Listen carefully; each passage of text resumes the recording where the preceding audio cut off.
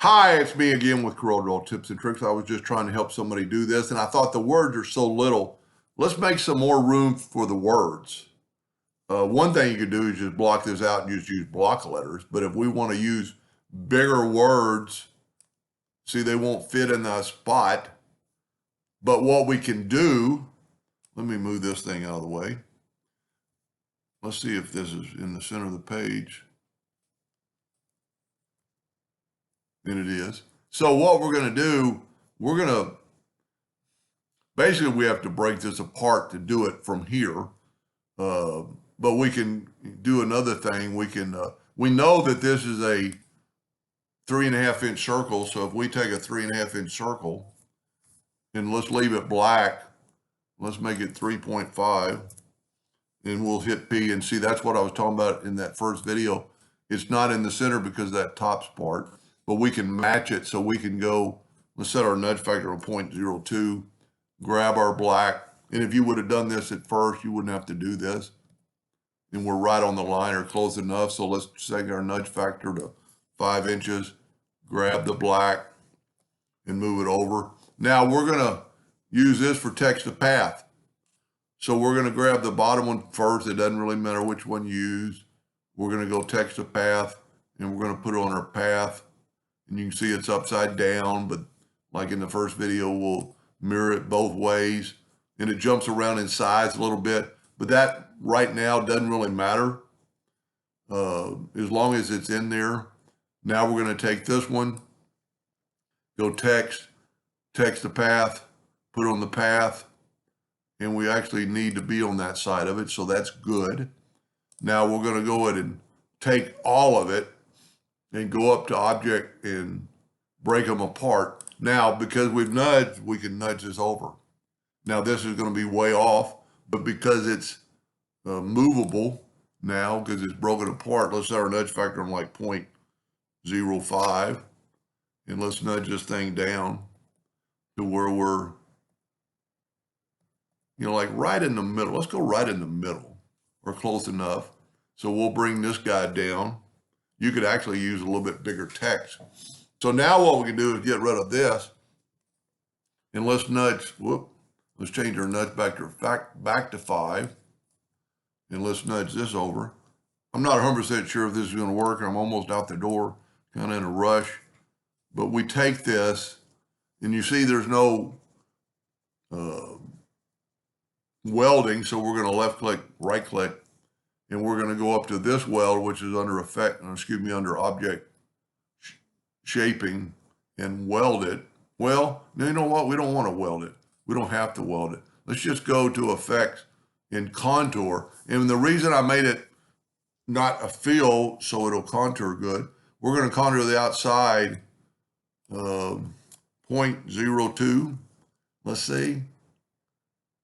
That's not big enough. We want it to actually encompass the letters. So let's go 0.04. That's kind of what we wanted. And so what we can do now, we need to take this, go up to object, break the contour apart, and we're going to grab our contour and nudge it over. If you ever grab it. And I could still make it a little bit bigger. And we could move it down just a hair in a second. Now I'm going to take this word and I'm going to fill it in with black, but make sure you take away the outline so it won't cut. And then what we can do is take, you know what, I'm going to move it down. Let's go 0.02 and let's move this down to twice. So we need to move this down twice. And now we can take this and just take our virtual segment. Once again, I'm using somebody else's program and it's not a hairline. And we're going to take this and we're going to take away this line, this line, this line. Make sure you get them all.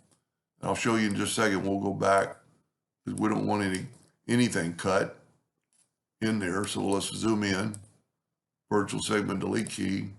And what we're going to do, we're going to weld it anyway in just a second to kind of put it in our so it won't cut out. Well, really, we're going to have to cut off the top too. So I kind of screwed that up, messed that up. Let me back up. I forgot about what we were doing.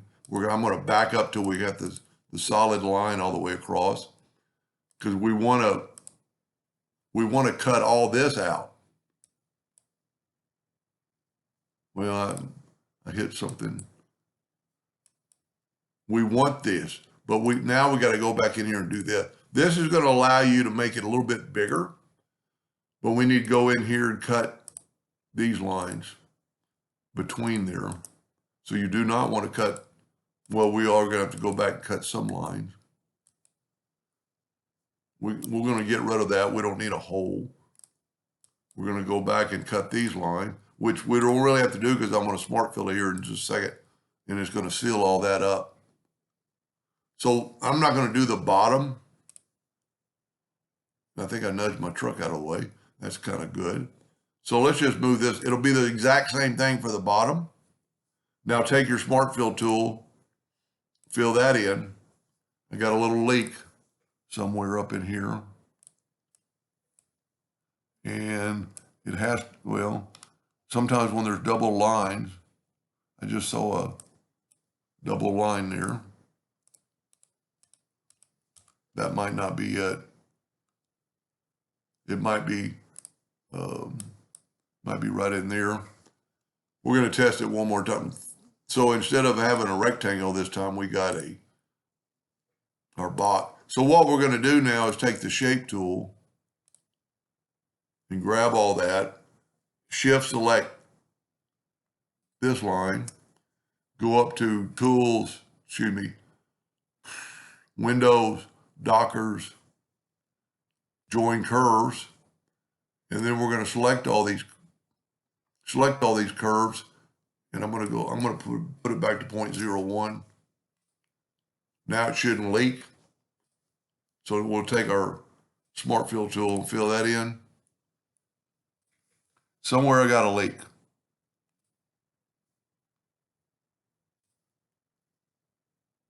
I just wonder where it could be. Let's use a square. Square is going to eliminate it. See, it doesn't leak in that quadrant. We'll move that square over. Doesn't leak in that quadrant. So where's it leaking?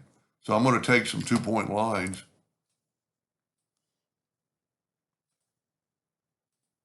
That's funny because it's not leaking where I thought it should be, because that's what I manipulated. Somehow I got the truck maybe off. I must have nudged something. So if that's off, these will probably be off. There we go. There's our leaker. So I would just take this and just move it over there. We'll check this other one. See, I moved my truck a little bit. So this is going to make it off a little bit, but you're not going to notice it. See there, I noticed that when that had a cross. So now let's try the smart fill tool. Just take away that line. And also that'll seal everything up, and that's why I'm doing it.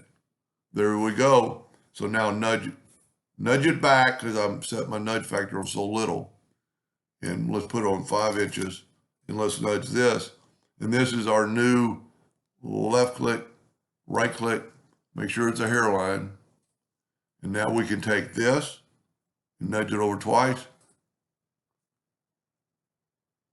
What did I do with the truck? Maybe I didn't have the truck in there. And I don't think this is going to break apart, and I probably won't be able to put the truck. I'd start over, but I'm fixing to hit out the door. There it is, because I nudged. Now look how much bigger the letter is, more readable. And, if you don't like all those cuts, move this out of the way and just let's take a 3-point curve line and go from about there to there and just angle it up. I need to really set that on a hairline for the future. Now cut all this away.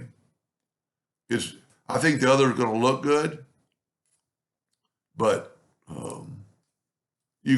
I could have done a lot quicker just by doing this instead of all the other stuff I did to it. Now we don't, you could actually smart fill it again, wouldn't have to take these out. There's one more double line. So there's our item. Move that over and look at that. It made the word a lot bigger. So I could have just made this cavity instead of contouring it and do all that work. If you don't, and I could have made my contour larger and then it would have taken out some of that stuff. But that didn't look half bad. Anyway, I hope that helped them a little bit. Thank you for watching.